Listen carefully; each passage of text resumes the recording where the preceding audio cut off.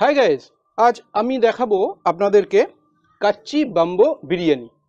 তো এই কাচ্চি বাম্বো বিরিয়ানি আমি কেন দেখাবো আপনাদের, এই কারণেই বলছি যে হয়তো মনে করুন আমরা কোনো জায়গায় বেড়াতে গেছি বা কোনো প্রত্যন্ত গ্রামে গেছি বা জঙ্গলে গেছি, যেখানে আমাদের হাতে কোনো রকমের বাসনপত্র কিচ্ছু নেই।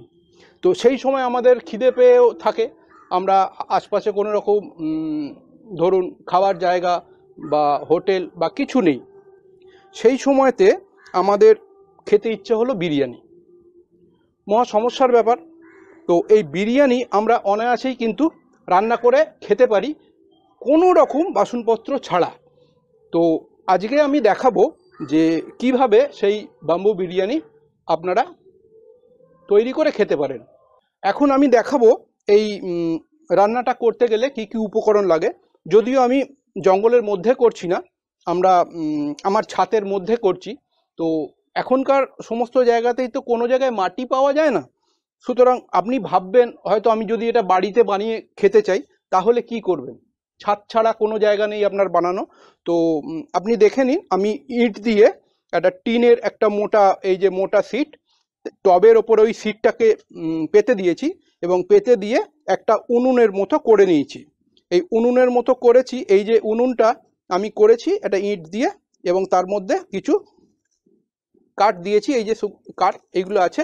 আর আমার কাছে আছে উপকরণ বলতে একটি লাইটার, এইগুলো জ্বালানোর জন্য যদি পারেন একটুখানি কেরোসিন তেল, একটা ছুরি, আর এই যে দুটো বাঁশ, এই যে দুটো কাঁচা বাঁশ, এটার একদিকে গাঁটটা এবং বাকি দিকটা ওপেন করে রেখেছি, আর একটা কলা পাতা।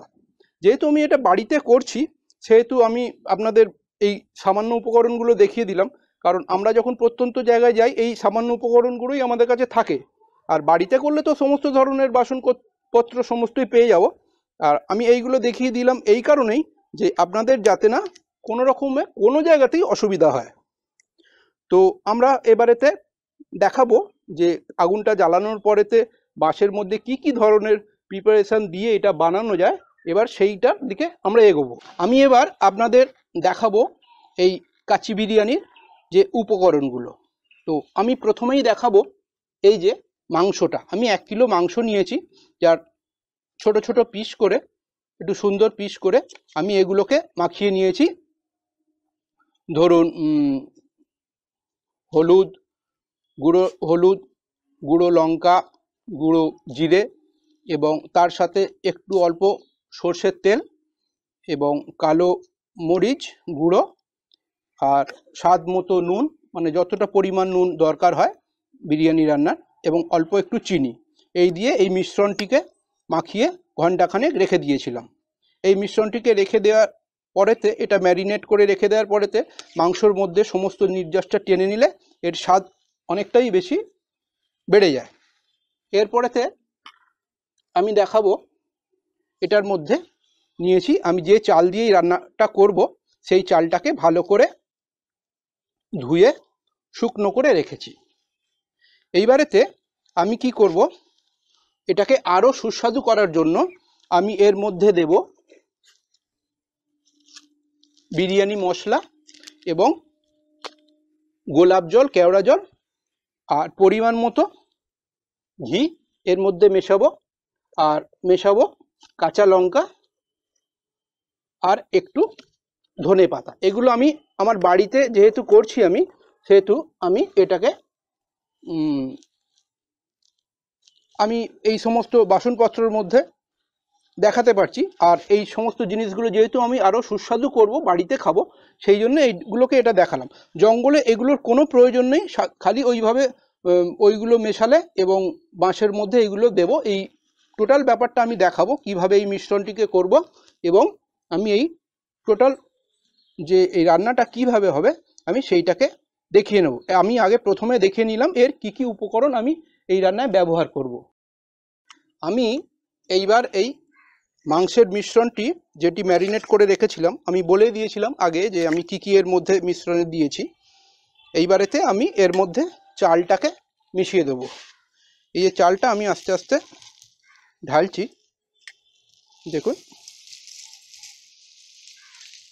1 কিলো পরিমাণ চাল নিয়েছি আমি।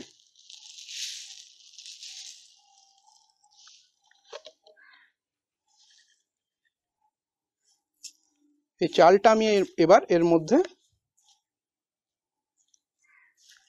আমার জায়গাটা একটুখানি ছোট হয়ে গেছে,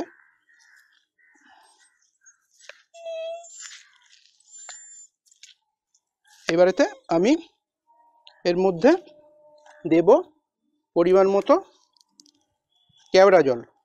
ঠিক আছে, পরিমাণ মতো যতটা পরিমাণ আমাদের লাগে দিয়ে দিলাম কেওড়া জল।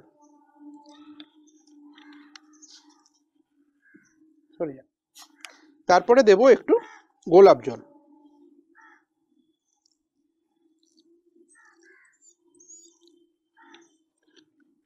এবারেতে কেটে রাখা কাঁচা লঙ্কা আমি এর মধ্যে দিয়ে দিলাম, আর দেব কিছুটা ধনে পাতা।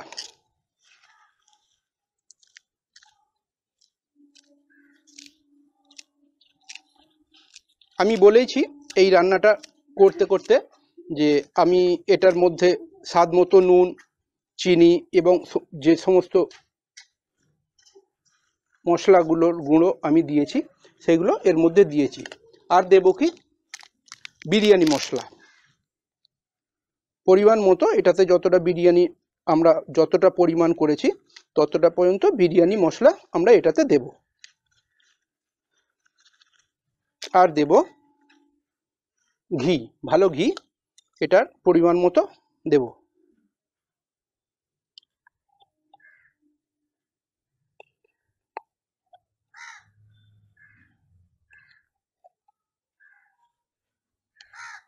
এগুলো পরিমাণটা আপনারা দিতে পারেন, কেউ যদি মনে করেন বেশি ঘিয়ের পরিমাণ থাকবে ততটা, কেউ কারো আবার ঘিয়ের পরিমাণ কম খায়, তো সেটা পরিমাণ মতো বুঝে দিতে পারবেন।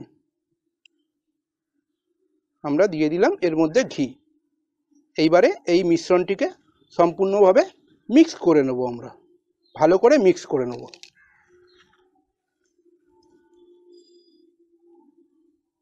এই সম্পূর্ণটাকে আমরা ভালো করে মিক্স করে নেব, টোটাল একদম, যাতে সব কিছু একদম মিক্স হয়ে যায়। এটা আমরা বাড়িতে করছি বলে একটা পাত্রের মধ্যে করছি, অন্য জায়গায় বড় কলা পাতা বা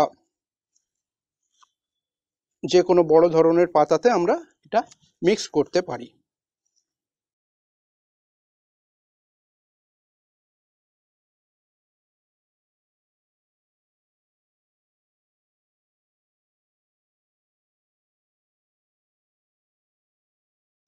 এইবারেতে আমি কি করব, এই বাঁশের মধ্যে এই মিশ্রণটাকে আস্তে আস্তে চামচ দিয়ে ঢুকিয়ে দেব।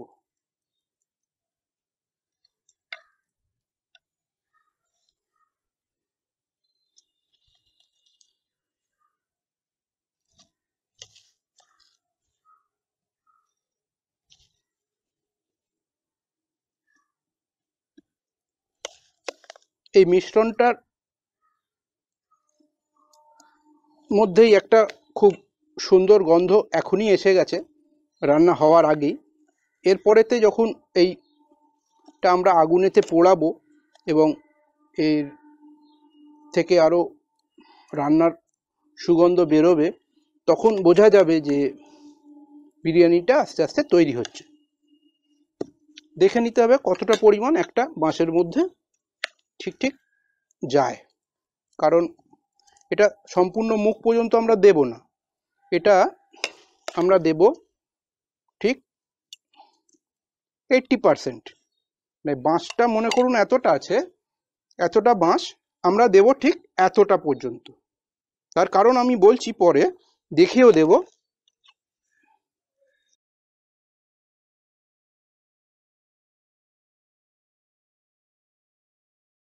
সম্পূর্ণভাবে এই মিশ্রণটি বাঁশের মধ্যে ঢেলে দেওয়ার পর এর মধ্যে পরিমাণ মতো জল দিতে হবে, কারণ সমস্তটাই তো কাঁচা, কারণ এই কাঁচাগুলোর মধ্যে যাতে ভেতরের চালটা সুন্দর করে সেদ্ধ হয়ে যায় এবং মাংসটাও সুন্দরভাবে সেদ্ধ হয়ে হয়ে যায়, সেই জন্য এর মধ্যে পরিমাণ মতো জল ঢেলে নিতে হবে।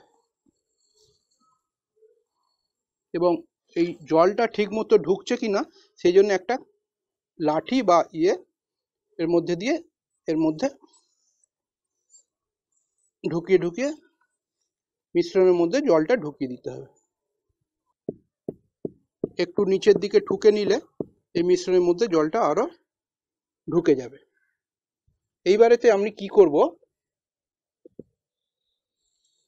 কলা পাতাটাকে কেটে নেব, দিয়ে কলা পাতাটাকে মুড়ে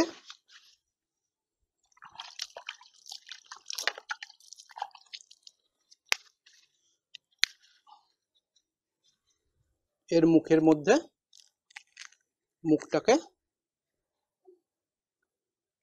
বন্ধ করে দেব। এরপরে এই কলা পাতা দেবার পরেতে আমি একটা ফয়েল দিয়ে এই বাঁশের মাথাটাকে আর একটা সরু তার দিয়ে বেঁধে দিলাম এই কারণে যাতে এই স্টিমটা বাইরে না বেরিয়ে আসতে পারে। ভেতরে স্টিম হলে এটা মাংসটা সেদ্ধটাও ভালো হবে। এইভাবে বেঁধে দিলাম। এইবারে আমি এই আমাদের যে উনুনটা তৈরি করেছিলাম সেটার মধ্যে কাঠ দিয়ে আগে রেডি করে রেখেছিলাম এবং তাড়াতাড়ি জ্বালার জন্য তার উপরে হালকা কেরোসিন তেল দিয়ে দিয়েছিলাম। এবারে আমি কি করব, এই আগুনটা জ্বালিয়ে নেব।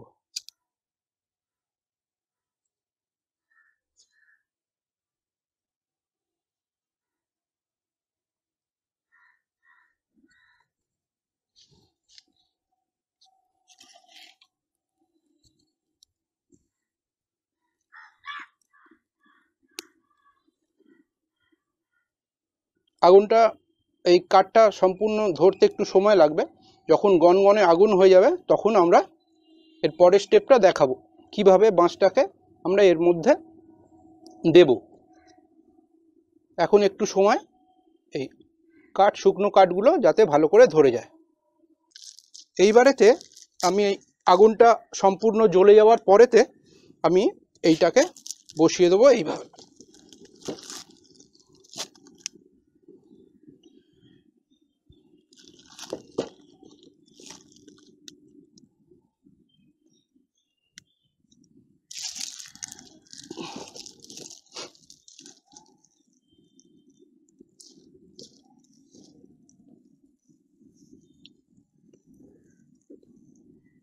এইভাবে এখন এটা আগুন জ্বলবে এবং এর মধ্যেতে রান্নাটা তৈরি হবে।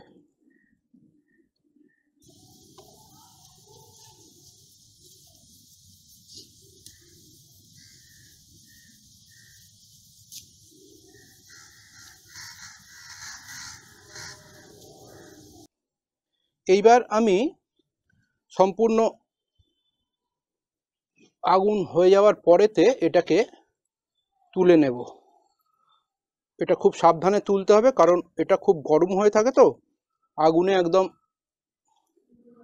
খুব একটা ভিজে কাপড় দিয়ে এটাকে তুলে নিতে হবে। তুলে নিয়ে আমরা আগুন থেকে বার করে রাখলাম। এইবারেতে এর মুখের কলা পাতাগুলো আমরা আস্তে আস্তে খুলে নেব। এখনই বিরিয়ানির খুব সুন্দর গন্ধ আমরা পাচ্ছি। এই দেখুন চালগুলো একদম সুন্দর হয়ে গেছে।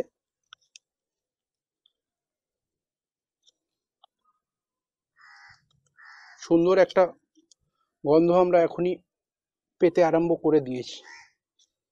এবারে একটা পাত্রের মধ্যে এটাকে আমরা ঢেলে নেব।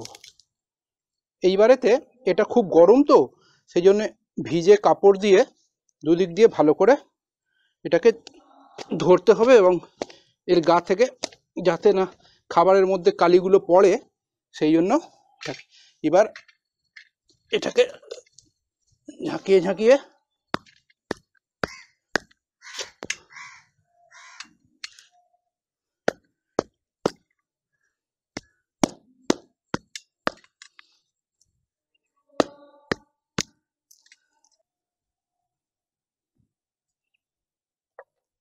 আমাদের এই এতক্ষণের কর্মকাণ্ড যেটার জন্য, সেটা হচ্ছে কাচ্চি বাম্বু বিরিয়ানি।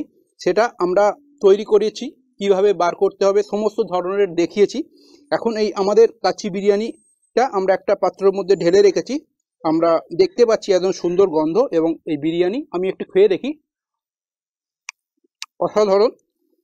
ভুতু একটু খেয়ে দেখবে, কারণ ভুতু আমার সঙ্গে সঙ্গে সবসময় থাকে, আর ও যখন পাশাপাশি ঘুরছে জানতে হবে যে স্বাদ অত্যন্ত সুন্দর হয়েছে এবং সত্যি ভালো হয়েছে। এখন আমরা এবার খাবো। খেয়ে দে এই কমপ্লিট ভিডিওটা যেভাবে আমি দেখালাম আপনারা বাড়িতেও করতে পারেন, দেখতে পারেন, এর স্বাদ নিতে পারেন। তো আজকে এই পর্যন্ত।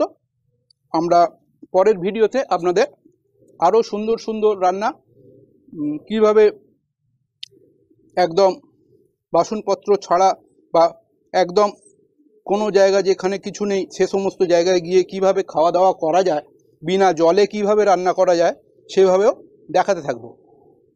ধন্যবাদ।